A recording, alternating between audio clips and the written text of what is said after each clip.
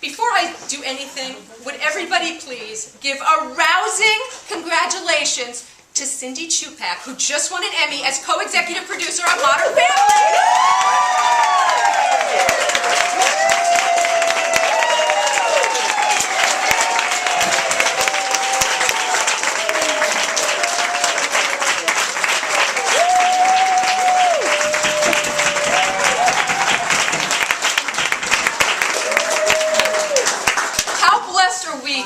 Today. I mean, Cindy reads everywhere. I went to her website. Oh my God, she reads like every 3 days, but we have her today, and that's very, very special. Okay, Cindy wrote on Everybody Loves Raymond. That's right.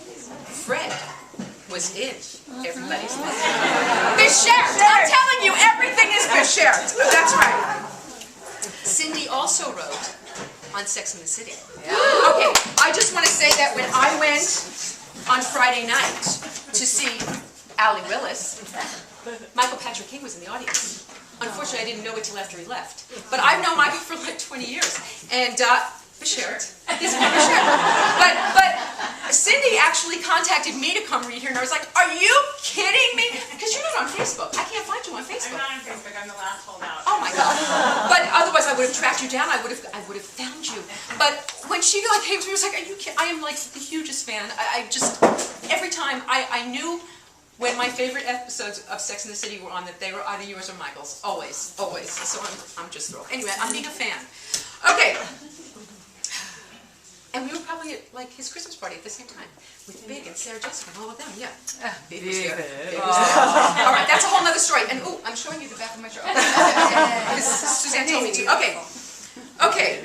Cindy also wrote Love Bites, a romantic comedy anthology series she created for NBC that can now be viewed on Hulu.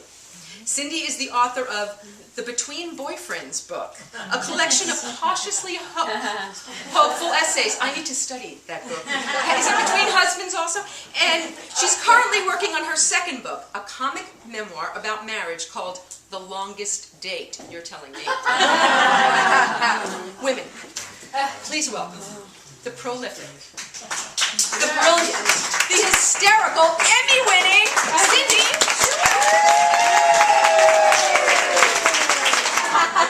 All right, so I wrote this Between Boyfriends book, which is a collection of cautiously hopeful essays, and it sort of started. I had a column in Glamour for a while about dating, and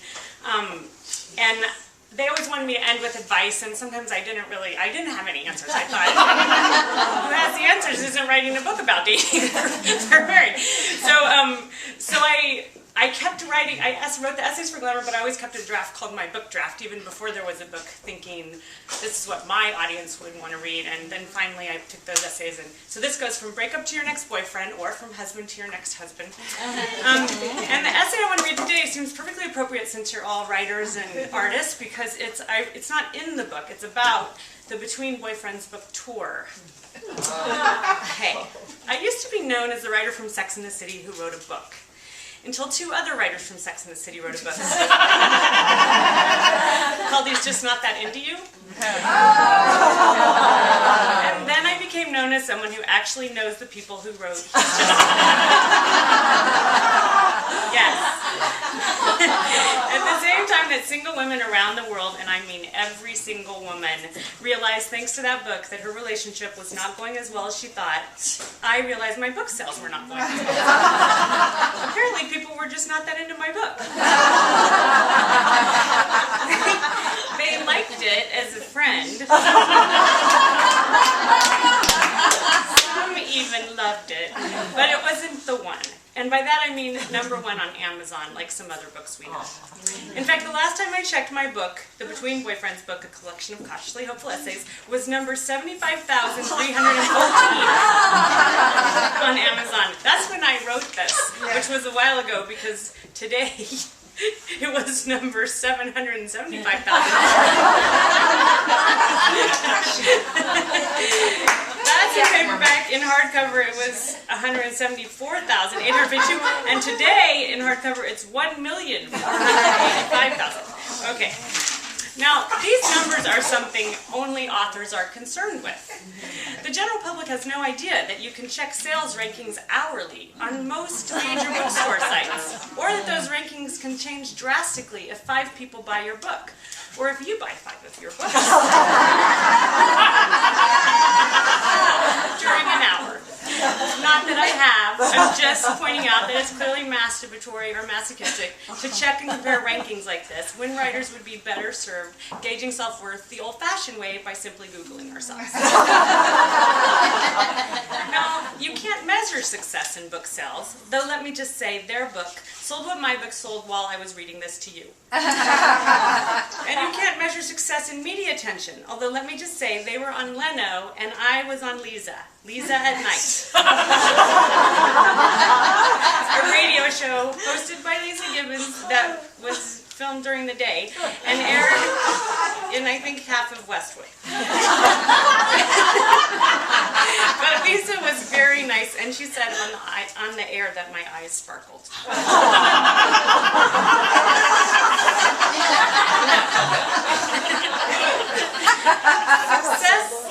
Success can only be measured by your own definition of success. And when I wrote my book, I had 3 modest hopes. 1, I wanted to be proud of the book, and I am. 2, I wanted the book to sell to people who were not in my immediate family, and it has. In fact, what I did not anticipate is that my immediate family would not want to pay for their copy.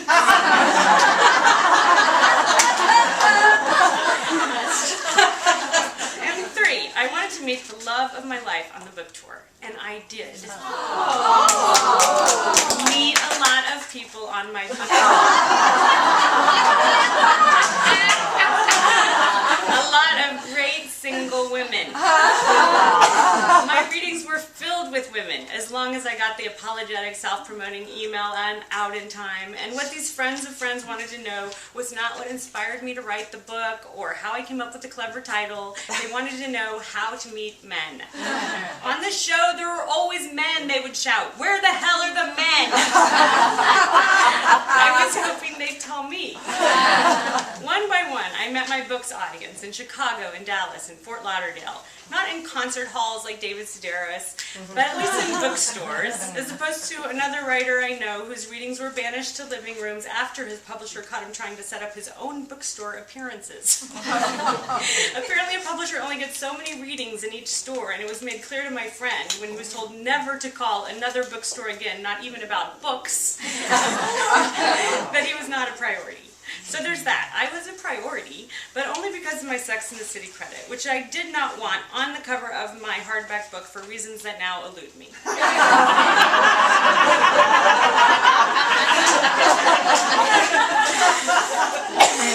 Thus, the second most popular question in my readings were after "Where the hell are the men?" was, does Sarah Jessica Parker get to keep her shoes? Yes, but she donates most of them to charity. I actually enjoyed meeting the fans of the show and meeting the occasional fan of the book, but it became clear this was not how I would be meeting the love of my life.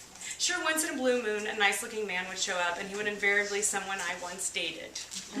Someone who had heard that I wrote a book. Someone I might have mentioned in the book. Someone who was frankly not pleased. When this happened, when an ex showed up, he would never say hello before the reading. No. The ex likes to be discovered during the reading.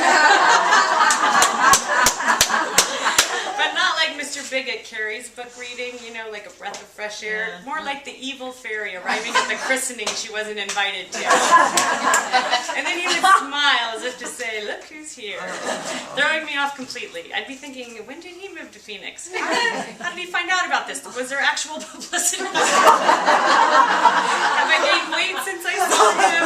What did I say about him in the book? It wasn't too bad. Am I reading about him right now?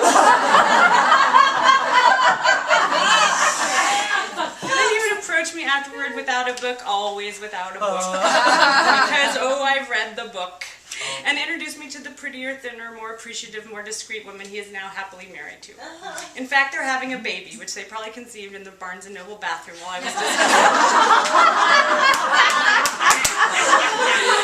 was discussing whether Kim Cattrall was like her on-screen character. Sometimes. Anyhow, all was not lost because the book tours not only bookstores, there is press.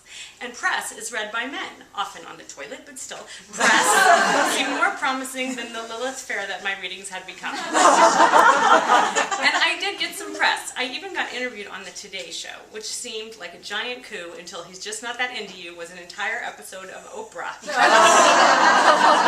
And then another episode of Oprah.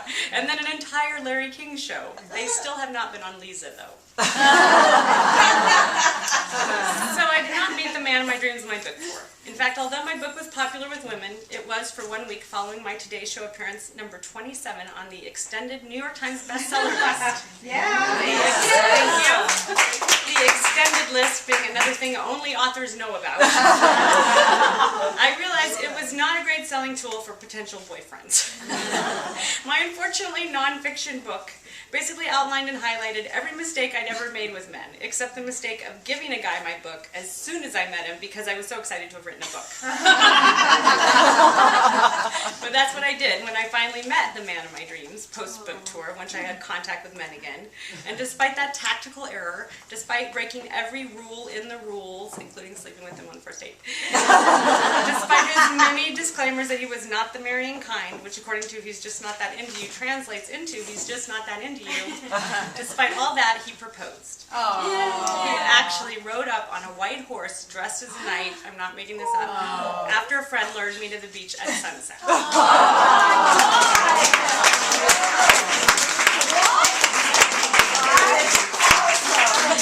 And that friend who lured him to the beach was Liz Tuchillo, one of the authors of He's Just Not That Into You. I will always be amazed that Mr. Not the Marrying Kind got the horse, the suit of armor, the perfect ring. But the fact that he got Liz Tuchillo, she's very hard to book.